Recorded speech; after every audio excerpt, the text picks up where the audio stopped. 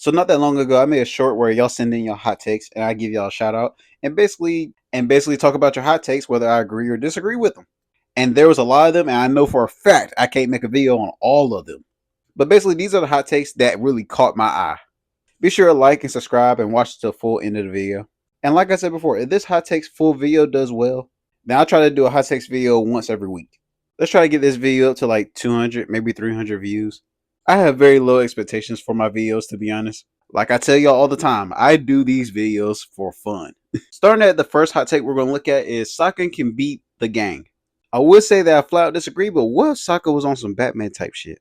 We can't forget that he's a brilliant strategist. What if something just so happened to went wrong and he switched over to the Fire Nation? And he just so happened to know their secrets and turn on them. Realm Runner YT? That is a good hot take, to be honest. It's one of those hot takes that's crazy at first glance, but when you really think about it, it's still crazy. Sokka would get maxed out. I disagree. Next hot take, Stefan B115. The Avatar cycle should end. It didn't need to be created in the first place. One person having all that power always leads to chaos. Even if they didn't fail during their run, after they die, it will go to shit. Message! Granted, that hot take is very, Red Lotus coded, but I see the vision still. I have said before, the Avatar cycle should never existed in the first place. The Avatar cycle was, to be honest, a mistake. Especially for one human person to control that much in regards to the mortal world and the spirit world. And on top of it being a canon event that it all goes to shit right after the Avatar dies anyways. And at some point, the Avatar just fix it the best way they can. Even with the Avatar's incredible power, the world either ends up in chaos or end up falling to corruption. One side is going to be neglected. So when it comes to that level of power falling into one person's hands, no one man should have all that power. So do I agree? Kinda. Excellent hot take. Next hot take is by Jenny Zhao. Adult Aang is the strongest Avatar. Like, in all honesty, I do not know. I need more information on the feats and stuff that Aang did when he was older, which I can't wait when they ever make a movie on it. If they ever make a movie on it. Because I am still upset that we didn't get the Kyoshi movie that we was promised in 2024. And everybody's acting like we forgot. But instead they dropped a mediocre ass live action all because they want to follow a fucking trend. My bad, kind of got a little bit off topic a little bit. But do I think he's the strongest Avatar? With the information that we're given so far, no. Now, does he have the strongest Avatar state? Canonically? Yes, he has the strongest Avatar state in all of Avatar. Designed to empower you with the skills and knowledge of all the past avatars, focusing their energy through your body. And don't argue with me, argue with the writers, because that's straight out of the show. But is this a good hot take? Hell yeah, it is. Approved. Coming up on the next hot take, Shinkai Atsuya, 950. I don't think Azula needed a redemption arc. Was nice in the comments, but don't think needed. Also, might have been neat if Toph's life-changing adventure with Zuko was beating Azula. That would have been fire. Kind of a hot take, but not really at the same time. Because I see the point where a lot of people don't want Azula to have any redemption arc whatsoever. They want her to be 100% true villain, evil, straight out the womb. But at the same time, I love the backstory that they gave her. And her redemption arc was low-key kind of on her own terms. But still, I see and understand that some people don't want a fucking redemption arc. They just say, fuck it, the person's evil. Pack them up, get them gone. And if Toph's trip was going to the Adnika with Zuko instead of Katara, oh, that would have been so interesting. And trust me, that fight would have ended a completely different way. I did make a video called Zula Misunderstood where I go over her backstory and stuff. So be sure to check it out. But this hot take right here, absolutely fire. Approved. The very next hot take is from Giovanni. 9986. I 100% believe that Zuko should have murked his dad during the eclipse. And I can't lie, for the longest, I felt the same exact way.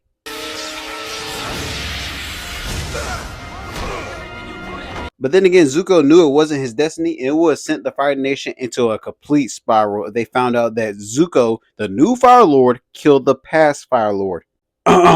Even though that's what happened to Fire Lord Azulon before Ozai took the throne.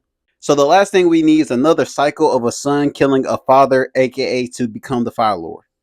But it always comes down to destiny. Because if we're being honest, if it didn't come down to destiny, Iroh would have still stayed in shape and busted down Ozai's door, and it would have been game over.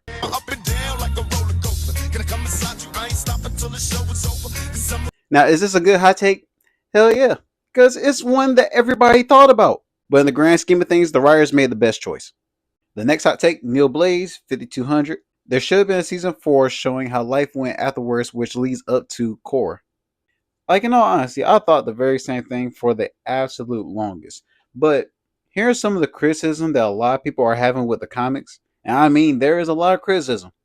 And especially some backtracking that they was doing in writing some of those comics. I think it's safe to say that it's great that they left the show the way it was and wrapped it up pretty nicely. And of course, left some cliffhangers here and there, leaving people wanting more from the series. But the way that they ended, absolutely couldn't do it any better. And that's also because if season 4 came out and it didn't live up to the perfect conclusion that was the end of season 3, where he defeated the Fire Lord and finally restored balance after 100-year war, I'm sorry, but that's a lot for one season to live up to. Or hell, even multiple seasons. And you see how harshly people are judging Korra. Not a bad hot take, to be honest, it's just very common. And this next hot take is from one normally impulsive. And they state that Zuko should have fought Azula alone and won. And he goes on to list, aka the various reasons. And I suggest people go back and read his comment because his version of the Agni Kai is actually really good. There's no narrative benefit for Katara versus Azula. The only thing it narratively did was undermine Zuko and Azula. And to be honest, I see where you're coming from, where you feel like Zuko was basically undermined. Because the Agni Kai was supposed to be his big moment, where he was supposed to finally be Azula with everything that he learned. But the lesson and narrative in Zuko's story isn't about him getting more powerful in order to beat Azula. His entire message was about redemption and sacrifice, which he did in the last Agni Kai. So that went perfectly for Zuko's narrative. And Zuko did land an effective hit. It was when they was on that airship and their punch collided and blew them off the ship. AKA the scene where she did this pose. And number 3, can't really argue with that. You're right. Absolutely fire hot take. Next up is Blaze with Toph has one of the highest battle IQs out there. Well, yeah, that one's not really a hot take. We kind of all know this. Because I want y'all to understand, and I want y'all to really think about it. Before Zuko actually met up with Team Avatar, Toph had the most combat experience. And that's because we know Katara and Sokka has been in the South Pole this entire time and haven't dealt with anything battle-wise until Aang got there. And most of Aang's combat experience came from sparring against other airbending masters. So yeah, Toph was the only one in the group for a while that had real battle experience, where it wasn't sparring, it was a straight up fight. But if you want to make an argument for Aang, sure, go ahead. But I'm sorry, but Toph do got one of the highest battle IQs out there. So if anything, I say that's more of a statement than anything, because we all know how OP and savage and fire Toph is. I am not Toph. I am Melon Lord. Next up, Cool Cup Guy 3758.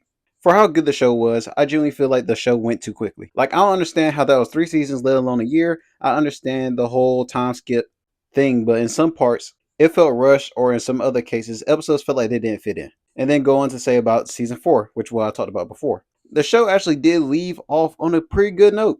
And to some people, the end of season 3 really did feel like a season finale and not a series finale. But they made the absolute right choice and just cut it off right there. But next hot take is Jalen, where he said that Azula shouldn't have gone crazy. Fair thought. And the gondola line shouldn't have been cut.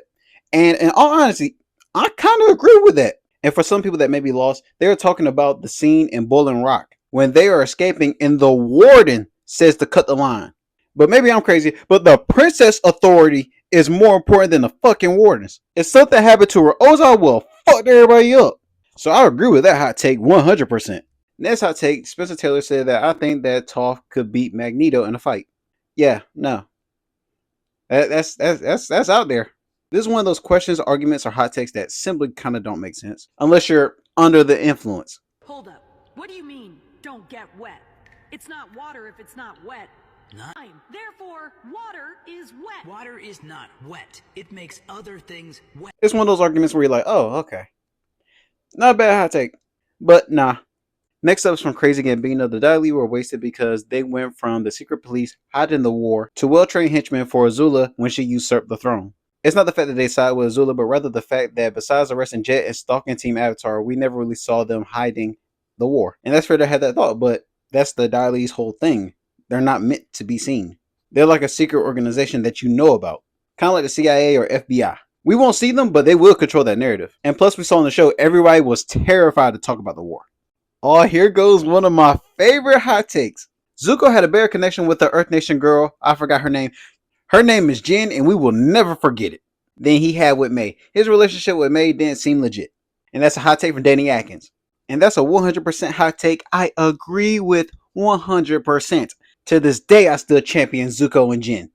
Well, look at you. You look so cute. It took my uncle.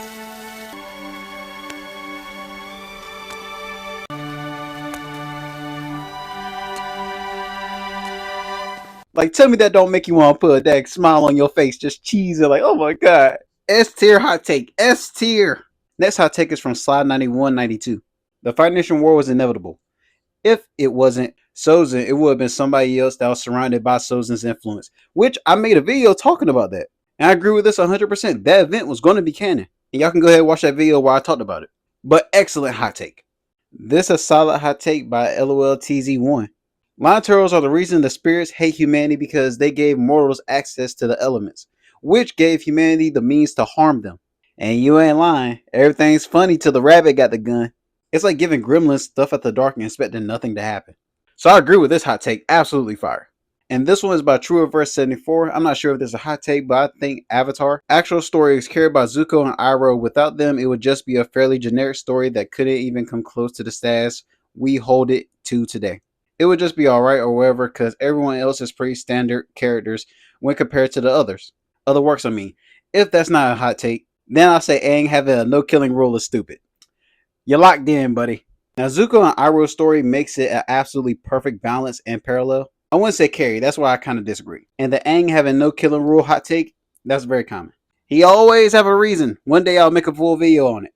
But solid hot takes nonetheless. Now, this right here is a fucking hot take. That's how you do a damn hot take. Not mid, not simmering, like an actual hot take. By Gabriella Cockcroft. Katara is not the best waterbender in The Legend of Korra or Avatar The Last Airbender, maybe as an adult, but not as a teenager, no. Aang is one of the weakest avatars only in the show, not as an adult, only because he only mastered airbending and was mediocre at the rest of the elements. Zuko is one of the strongest members of Team Avatar, and Avatar The Last Airbender felt rushed around the book 3 period, which is a very common thing now that I'm starting to realize it. A lot of people are saying that it felt rushed. But Zuko, in the series, would equal to Sane Azula. They dropped 4 hot takes back to back to back to back. Now that's how you do hot takes. For one, sooner or later, I'm going to make a best waterbending and strongest waterbenders list. And number 2 ain't that crazy of a hot take because he trained to be an avatar for like a year at most. And of course, Zuko's strong, and all these hot takes are absolutely fire, to be honest. And for this hot take is from Reagan War 0022. Earthbenders should be able to bend bone. I made a whole video talking about what are the true limitations in regards to bending. Because I thought the same thing as well. Until we hear from the creators, I'm very curious, and I'm pretty sure they should be able to. But then again, at the same time, I think it depends on like the percentage of that element. Like for instance, with bloodbending, how much percentage of water is inside blood? AKA, that's what helps waterbenders be able to bloodbend. So I'm assuming it's a percentage-based skill. But then again, that's more of like a good idea than a hot take. This hot take by Black Panther, I don't know if this is a hot take, but did Aang teach Katara more about waterbending? Did Katara teach Aang more? And that's a good hot take because Aang did teach Katara more about waterbending in the beginning until she got trained under Master Paku, and then she became more of the teacher. Because you gotta remember, Aang was naturally gifted and was already a master. And waterbending came easy to him, and he was able to give Katara good advice. AKA why she stole the Water Scroll. But after the North Pole, she became the master. But that's a solid hot take. This one by Potato Man 3795. Energy bending didn't feel like a cop-out to me personally. It feels like it was kind of foreshadowed in a way in the swamp. And when Aang used the tree to find the others. And again when the monk found Aang with Appa. I'm pretty sure he mean when the monk helped Appa find Aang. But yeah, energy bending, lion turtles, all that stuff was foreshadowed. Just like the lion turtle picture that was shown in Washington's library. So I agree with this. At first, I used to think it was a cop-out, but not anymore. And this next hot take is from We Guru 6. And reading it, it's not really a hot take, it's just straight facts. Because Sokka was never misogynistic, he was only sexist, which is a completely different word. And heck, the show acknowledges it, and Sokka is still sexist technically. And then at that point, that's where you kind of lost me, buddy. Because in all honesty, Sokka got over the sexism stuff. But I definitely agree with the first part. Ironically enough, this other one is by him as well. The comments suck, they messed up. The characterization bad, especially the promise. In which I'm hearing a lot of people say they don't like the comics. So next I saw these two hot takes, which they both made good points. The Avatar cycle didn't need to exist. Juan meddled in affairs he had no business meddling in and created a band-aid solution at best. And if we're being honest, that's facts. And then the counterpoint was just as good. Debatable. Counterpoint, if Juan didn't meddle, the world would still be mostly dangerous for humans. Spirit might eventually just make humans extinct. And if we're being honest, that's not too crazy to say. And I just made a video talking about the top 10 most powerful spirits in all of Avatar. And y'all understand how powerful and terrifying those spirits actually were. So both absolutely excellent hot takes. And this hot take is from He's the Truth. Both Ozai will have clapped Aang and Toph during the Day of Black Sun, which people keep forgetting that Sokka was there too with them. But yeah, in my opinion, I don't think Aang was ready yet. Not that crazy of a take, to be honest. But I'm delusional and still think Aang will win. But not that crazy of a take. Comic Azula is sub Ozai. Fair. Toph can lava bend? That's interesting. And this hot take is from Better Late Than Never. Aang should have lost access to fire bending in order to take away Ozai's. And that is an absolutely fire concept. Like, what if that was one of the drawbacks for energy bending? Like, it's equal exchange. Like, energy bending, you just whoop, and just gone. Both gone for both of y'all. And it would definitely make sense because they're the Avatar. They can bend 4 elements. If one of their elements is gone, they'd be like, okay, so what? I got 3 more. But that is a fire, Full Metal Alchemist type of concept. Scratch that. I mean Full Metal Alchemist Brotherhood, the one I like better. And this next hot take is from Christopher Barlero, 866, and basically saying that Avatar The Last Airbender should have a prequel of Iroh. And in my opinion, I personally agree. And for those of y'all that don't know, I do Avatar rewrites as well. It's in my playlist. And one of them is actually an Iroh prequel that I thought of. So if y'all ever have any time or just want to watch something in the background, go ahead and watch that one. Because I would love to hear y'all feedbacks on it. But this take is a great take. In this hot take by Astral Shadow Zero, it makes no sense that the Fire Nation was winning the war. Earthbenders should dominate it. Which, in all honesty, and I don't blame you one bit, it makes sense. But the Earth Kingdom was really standing strong. Like I said this multiple times before, if Aang failed, failed early, or didn't wake up out the iceberg in time because of Qatar, the last place standing would probably be the Earth Kingdom. I will explain that scenario here, but I made a whole video for that too. I'm starting to realize this video is mainly me recommending y'all to my other videos. But then again, that's because I go into full detail. But nonetheless, this is still a good hot take. The main reason the Fire Nation was winning is because they had a plan. And on top of that, they had way more advanced technology than any other place. And an absolutely excellent military. So yeah, this is absolutely a great take. And this next hot take is by Charles Q. Qua. These names are getting to me now. Zuko and May seem like they didn't have a real connection to me and their relationship seemed one-sided. I'll say it again. S-tier hot take. Coño, I am done, man. I am done. Estoy cansado. Like, I am exhausted. Please believe me when I tell you, I am tired, man. I have read so many comments. That's going to be the last hot take for this video. If I get like 200 or 300 views on it, I'll make another one next week. But that was a lot I had to read. And I'm not even talking about the ones that are in this video. I'm talking about I read all of them. And then I had to pick out which ones I was going to put into this video at random. And I bet some of y'all probably thought I forgot about doing this video. But no, I was hard at work. Absolutely reading each and everybody's single comment. Literally putting in overtime. I got y'all backs. And shout out to the people that I included in this video. And if you want to be in the next Hot Takes videos featured in the comment section, make sure you subscribe, keep that noti bell up because I will launch a video opening the doors for the Hot Take video again. If this video does well, by the way. And for my subscribers and regular viewers, I thank you for commenting and your viewership. Road to 50k subs by the end of the year. Let's go. Hello, Zuko here. And if you like that video, make sure you like, comment, and subscribe. And also let me know what you think the next video should be based off of. Because like I say at the end of all my videos, I read every comment and I make sure that y'all are heard. Because I'm trying to get to 50k by the end of the year, I would love to have your support and hear more about your ideas. I hope you're able to apply these words in your everyday life. And Lily, thanks for watching. Oh, and a reminder, drink water. Perfection and power are overrated. I think you are very wise to choose happiness and love